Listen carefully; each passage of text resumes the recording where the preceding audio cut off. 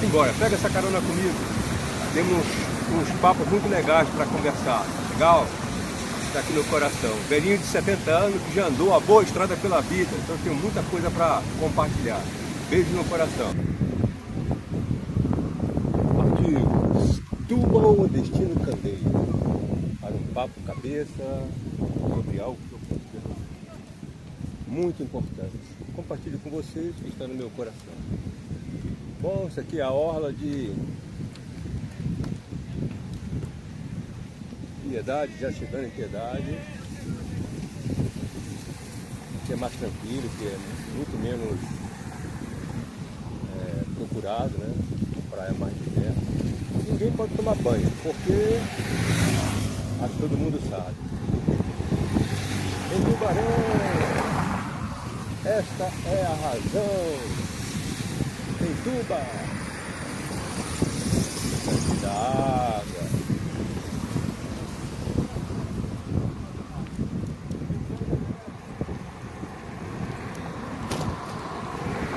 Tem uma coisa que está habitando no meu coração há muito tempo, da palavra de Deus. A nossa relação, quem somos e quem Deus é. Isso, para mim, é o segredo de todas as coisas. Quem é você? Quem sou eu? Quem é Deus? No último vídeo eu falei sobre Moisés, né? Quando ele perguntou a Deus. Na verdade, ele não sabia que era Deus que estava falando no princípio, né? Mas quem é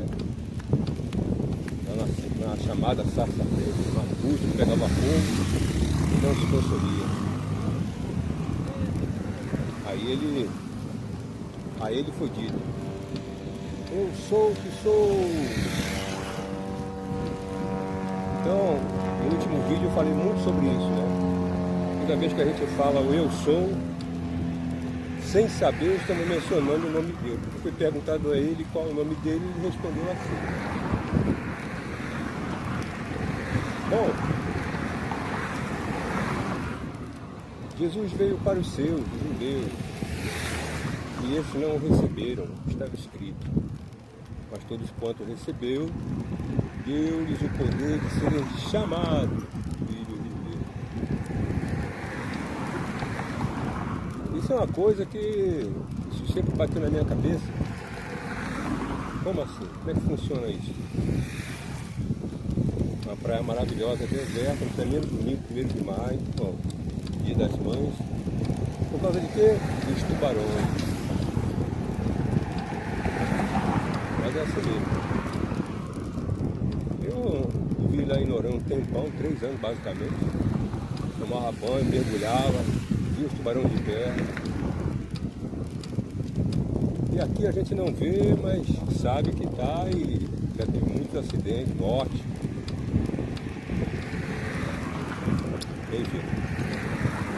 Mas voltando à reflexão, mas todos quantos creram em seu nome, deu-lhes o poder de serem chamados filhos de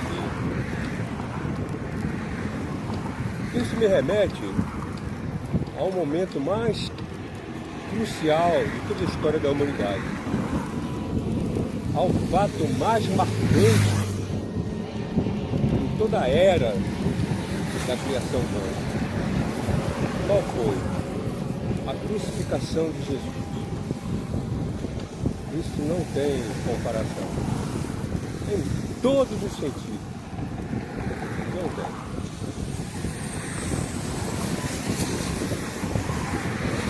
Então, a pergunta que eu quero fazer é a seguinte.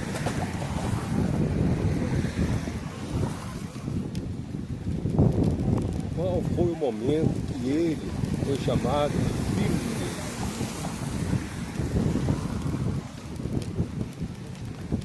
E o que aconteceu para que uma pessoa, na verdade um centurião romano, um militar do exército romano,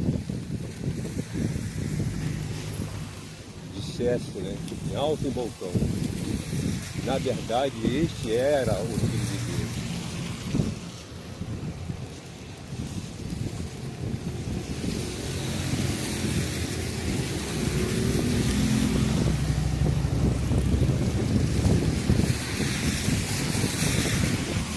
Lá em Mateus 27, acho que verso 34, aquela memória. Às vezes eu fico pensando, né? Cada fato bíblico, seja qual for, ele tem importância máxima na nossa vida,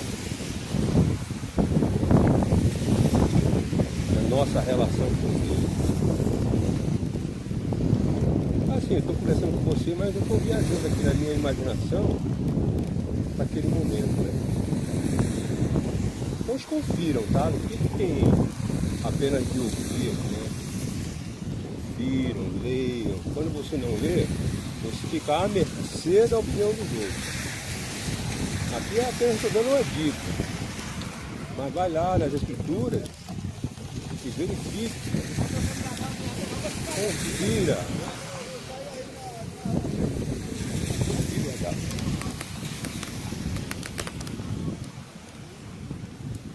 Ele está aqui porque tem uma gambiarra aqui. Meu celular está numa presilha tendo até muita vibração. Tem que corrigir isso na hora da edição. Estou em frente ao Hospital da Aeronáutica. Vou fazer uma voltinha aqui só para você ver. Tem água pra caramba aqui na rua. Vê o mundo. Recife é baixo. Qualquer coisa. Vou dar uma voltinha para você ver. Está cheio d'água aqui. Não é. Tem o Hospital da Aeronáutica. É impressionante. De onde é que vem essa água? De novo, vou dar uma voltinha para você ver. Lá está o avião, o Alberto Cavanca, Força Aérea, e muita água. É o corpo de bombeiro ali, está até com uma lancha. Estamos em Piedade, praia de Piedade.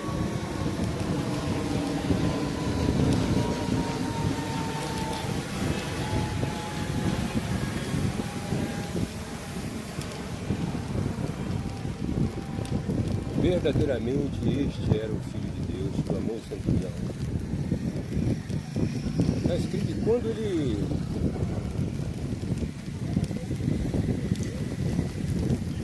expirou e disse: está consumado, entregou o seu espírito ao Pai, Pai, em tuas mãos entregue o meu espírito. Houve um grande terremoto. Antes disso, por causa da hora, porque havia uma questão de religiosidade, o corpo não podia ficar na cruz depois de um determinado horário. Então, o soldado foi lá com a lança, perfurou o coração de Jesus, e está escrito que verteu água e sangue. Aí veio o terremoto violento, né? Mas por que eu estou comentando isso, gente? Que paralelo eu quero fazer, que está em meu coração, que quero compartilhar? Que deu-lhes o poder, quer dizer, a nós que cremos no nome do Senhor Jesus, o poder de sermos chamados filhos de Deus. A saber, os que creem no seu nome. E o nome de Deus é Eu Sou. Então, eu creio que Eu Sou é Deus. Foi por isso que Paulo escreveu: já estou crucificado com Cristo.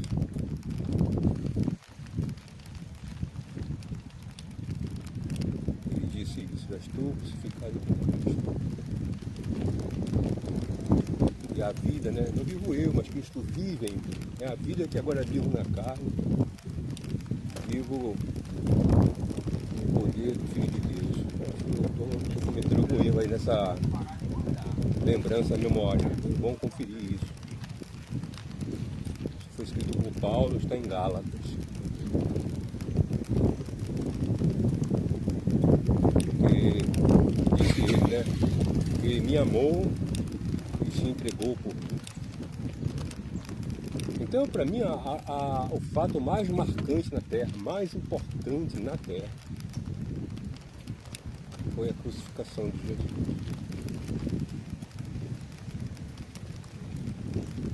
Uma vez um autor escreveu, eu nunca tinha parado para pensar sobre isso. De novo, o negócio de novo fica meio louco. Vira que vai vibrando. Tá bom. Estou mirando a praia porque entra na beira-mar de Piedade. Ver até onde a gente vai poder ir, tá? Enquanto o meu coração estiver falando, eu vou falando para vocês.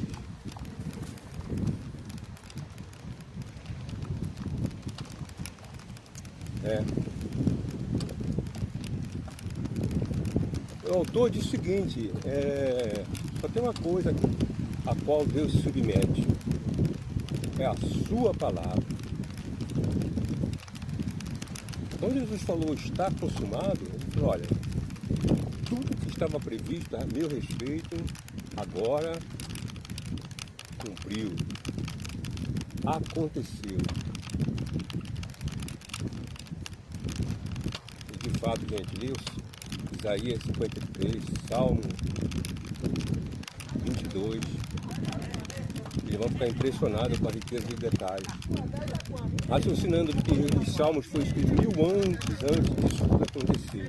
Isaías escreveu 700 e poucos anos antes de acontecer. É extraordinário. O Velho Testamento todo aponta para Jesus. Toda vez que Jesus se manifestou no Velho Testamento, ele era chamado anjo do Senhor. Dos anjos, o único que recebeu a adoração e permitiu foi ele. Quando o anjo mesmo, alguém quis adorar, ele falou, não, faça isso, sou conservo teu. Mas Jesus, como anjo do Senhor, ele recebeu a adoração. Abraão.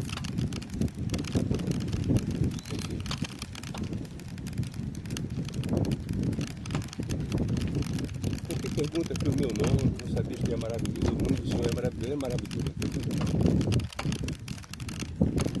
Vamos indo aqui, gente, porque isso aqui tem muita coisa para a gente compartilhar. Eu acredito que seja, pelo menos para mim, é muito bom. Essas informações, essa palavra. Não vivo eu, mas Cristo vive em mim. Isso não é pouca coisa não, gente. Isso é muita coisa. Está escrito que sem ele nada do que foi feito se fez. Nem esse celular, nem essa bicicleta, nem essa praia. Nada sem ele foi feito. Nada, absolutamente nada. Ele mesmo disse, sem mim nada podeis fazer. Então, se você dorme, quem cuida de você, independente de você acreditar ou não, quando você diz eu sou Luiz, eu sou Flávio, eu sou Cristina, está falando Deus, Cristina, Deus, é o nome dele. E embora você não saiba, mas isso é verdade. Como pode um monte de moléculas da tabela periódica, como é o nosso corpo, falar, ouvir, andar, mexer, se fôlego de vida veio de onde? Soprou na narina de aquele boneco feito da mão de Adão, passou a ser um ser vivente.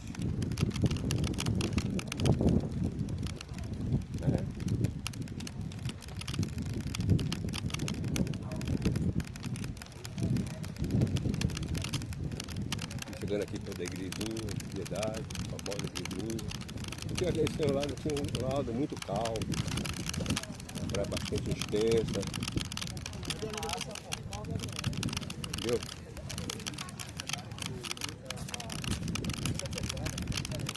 Eu gosto daqui, eu gosto muito desse lado. Calmo, espaçoso. E eu gosto inclusive do Paiva, depois você passa a Candeia, o Paiva é maravilhoso, é muito distante. Um mar lindo, aberto, maravilhoso.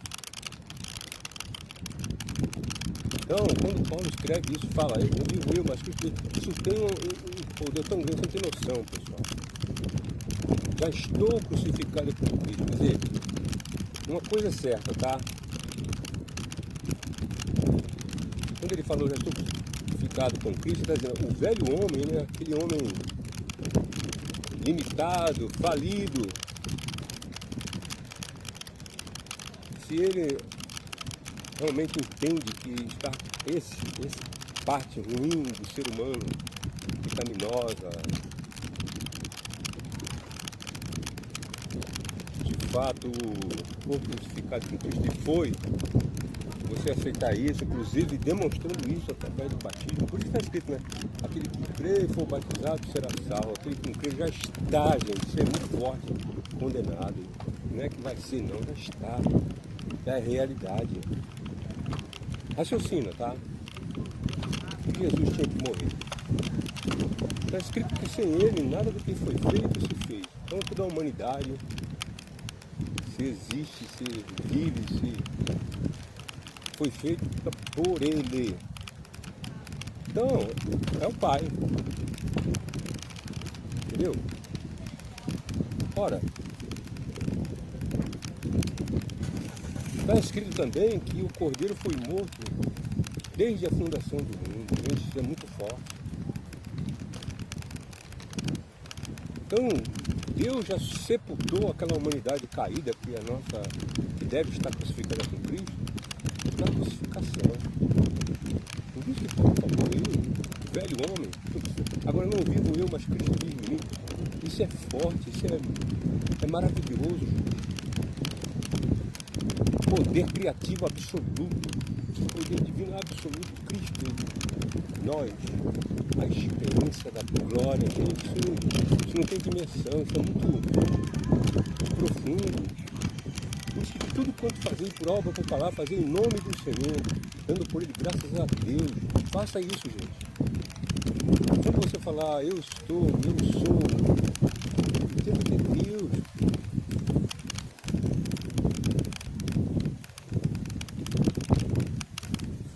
Não tem como dar errado.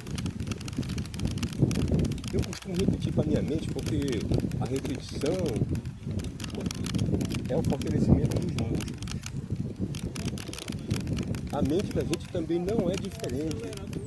Precisa de repetição, precisa de repetir, para ela realmente, a nossa imaginação, a nossa mente, ela não conhece a diferença entre a realidade, porque a realidade é a sua imaginação.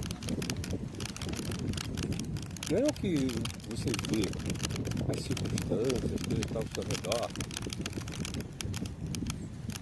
É o que você percebe quando você vê. É isso que é a imaginação. Você imagina por causa da luz que reflete. Inclusive, o que você vê é a frequência, né, que foi rejeitada como um espelho que bate e volta. A luz, né? A luz bate e, segundo a ciência, né, o espectro da frequência da luz que bateu lá foi rejeitada. E você vê a diferença de cores, as dimensões, é rejeição. Então não é realidade, a realidade a gente não consegue, a gente imagina as coisas que aos nossos olhos batam. Estou vendo esse cavalo, então é uma realidade, mas não é a verdadeira realidade, a gente não sabe. Por isso que a gente não pode viver por vista, a gente tem que viver por fé. E a vida, como disse Paulo, né? Vivo eu, mas Cristo. E a vida que eu vivo na carne, vivo na fé do Filho de Deus. Eu lembrei agora, acabei falando errado antes. Saí dessa água aqui. Já estou aqui no meio de Piedade, né? Beira-mar de Piedade. Na vertical da decolagem de Guararapes, aqui no barulho dos aviões.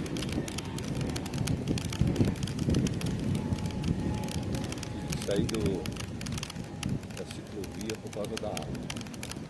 Voltar para lá da água. Aqui não tem, aqui é tranquilo. Porque, como eu disse, né? Esse lado de Recife tem muito espaço, pouco. Aqui não estão vendo aqui. Vou fazer uma voltinha aqui para vocês verem. Tem muita construção aqui, muitos prédios à minha direita. Vou dar uma voltinha aqui só para vocês verem o outro lado. Eu não sei se está pegando na câmera. Uma voltinha aqui. Mar, vasto mar. Então, tá aí, ó. Orla de Piedade, prédios. Enfim, aqui uma construção. Muito bom da Exato. advogado, é uma consultora. Então a vida que eu vivo na carne, disse Paulo, né? Eu vivo na fé do Filho de Deus, que me amou e se entregou por mim, disse ele. Mas veja, vou descer aqui, devo dar um impactozinho. Passou pela ciclovia de novo. Eita, porque meu Deus, esse canto que ajeitar. Estou com uma gambiarra aqui pingando no celular.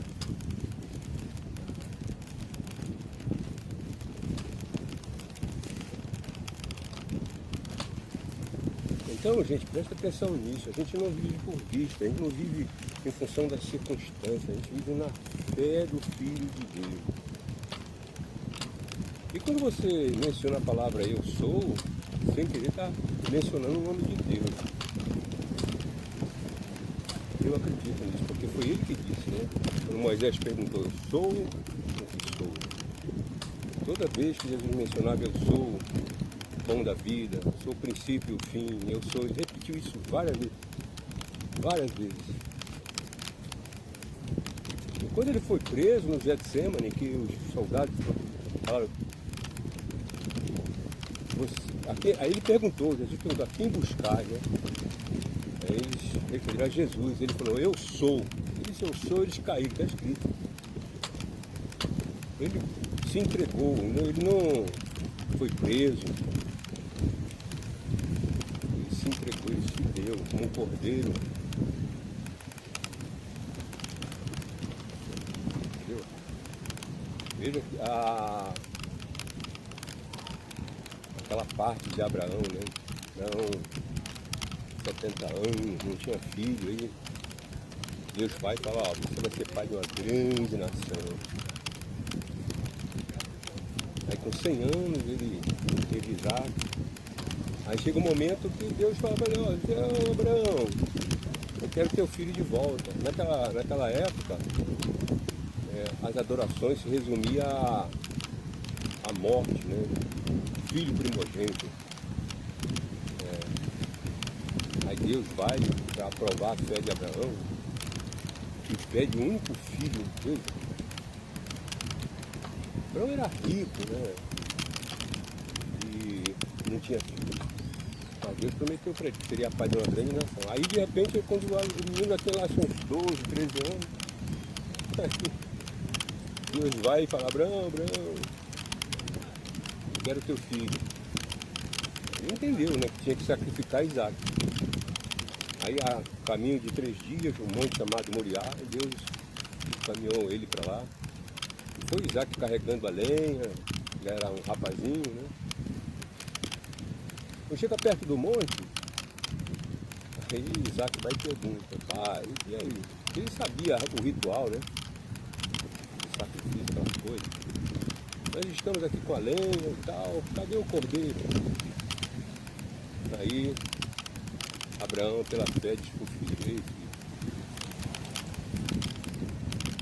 Deus cordeiro para si proverá. Caramba, que palavra. Aí levanta o cutelo, ele já amarrado na lenha, veja que já tipificava a cruz de Jesus. Ele seria pregado na cruz, né? Coisa. É uma coisa assim, extraordinária. Aí levanta a mão, rapaz. Aí Deus brava do céu, não faça tal, Abraão, eu sei agora que tu me amas. Aí ele olha assim, tinha um cordeiro preso pelo chifre, né? Nos arbustos perto. Aí ele substitui Isaac por aquele cordeiro. Olha aí a figura da nossa salvação, gente. Já lá em Abraão. Veja que éramos nós, os pecadores, que deveríamos morrer. Veja que tudo na Bíblia do Antigo Testamento aponta para Jesus. Aí ele vai e substitui o filho dele por aquele cordeiro. Deus para si cordeiro proverá. Não é um cordeiro qualquer, gente. O cordeiro, né, que significa Jesus, por causa da mansidão, de se entregar, a apesar dele saber tudo que ia acontecer com ele. Ele mesmo escreveu a respeito disso, 1000 anos antes, como eu comentei no início. Cada chicotada que tomaria, prego, meu Deus, coroa de espinho, vinagre, uma noite inteira de julgamento, todos declarando inocentes, no entanto condenou veementemente. E depois Jesus lá na cruz ainda já diz, Pai, perdoa-lhes que não sabem o que fazem. Não sabiam mesmo que aquilo tudo já estava previsto, tinha que acontecer. Se não acontecesse, nós estaremos perdidos. Infelizmente, são poucos que encontram a salvação. O caminho é estreito. Então, quando Paulo fala, não vivo eu, mas Cristo vive em mim, ele está dizendo, olha, eu sou imitador de Deus, de Cristo como filho amado, como filho amado. Entendeu? Ele orienta isso, né? Sede, pois, imitadores de Deus como filhos amados, como ele pôs imitadores como eu sou de Cristo. Então, Paulo foi 5 vezes, né, açoitado, 5 quarentenas de açoite. Jesus sofreu, aqueles açoites era previsto em lei, quantidade de açoite. Paulo disse que foi 5 vezes fustigado com açoite, preso. Veja a história dos homens de Deus. Aí é onde entra a figura que eu quero comentar aqui. Tá? Jesus falou, não é o servo maior do que o seu Senhor. Ele disse também que nós faríamos obras maiores porque ele iria pelo Pai. Quer dizer, e de fato foi, né? A igreja, na sua história completa, tem muita coisa, perfeito. Somando tudo, fica a maior quantidade das obras que Jesus fez no seu pouco tempo aqui na Terra. Mas raciocina, tá?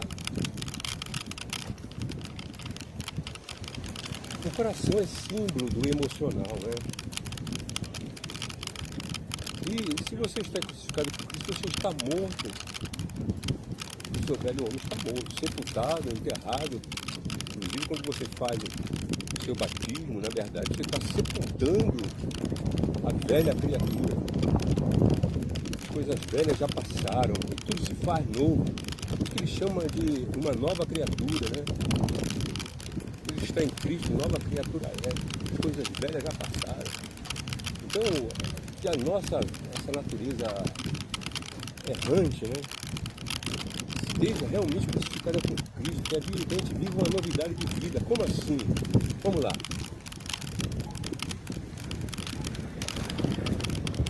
Não são as coisas que nos afetam, mas a interpretação das coisas. Uma das coisas que nós precisamos fazer é estar morto para uma série de situações. Veja que quando o soldado pega a lança e espeta o coração de Jesus, que, né, a questão emocional, que sai água e sangue, ele estava morto. Ele estava morto. Já tinha entregue o seu espírito a Deus. Entende? Quando nós somos atacados, como Paulo foi, como os discípulos foram, veja a história de João. Ele foi o único dos discípulos que morreu de morte natural. Mas você já estudou a história, a biografia dele? Que ele, por causa da fé, ele era pastor em Éfeso, cuidava de Maria, já estava velho. Ele foi o único dos discípulos que ficou ao pé da cruz o tempo todo. O apóstolo do amor, a história de João é maravilhosa. E o primeiro capítulo do livro dele, João, para mim, o Apocalipse, gente, a realidade que nós estamos vivendo hoje, a tecnologia, tudo está lá. Se você olhar com atenção, você vai ver que é impressionante. Eu concordo com Billy Graham quando ele disse que a Bíblia é mais atualizada que o jornal de amanhã. Isso é fato.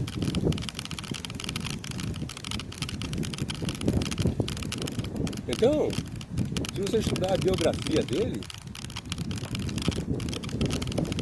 é impressionante. Embora ele tenha morrido de morte natural, mas ele, uma vez, segundo os historiadores, o imperador da época jogou ele vivo dentro de um caldeirão de óleo quente. E não aconteceu absolutamente nada. Então não tenha dúvida, gente. Por causa, a título de ser reconhecido como filho de Deus, né? Deus, o poder, a capacidade de serem chamados filho de Deus, muitas vezes isso vem acompanhado de um ataque no coração, literalmente, como foi o caso de Jesus. Mas se estivermos mortos com Cristo, nós vamos continuar inertes, né? Porque não há reação. Nós não reagimos, nós agimos. Não são os fatos que nos incomodam, são a interpretação dos fatos que podem nos incomodar. A gente não pode impedir que um passarinho pouse na nossa cabeça, mas a gente pode impedir que ele faça um ninho e tenha filhotes. Entende? A maioria das pessoas que estão na cadeia estão por causa de reação humana. Sabe?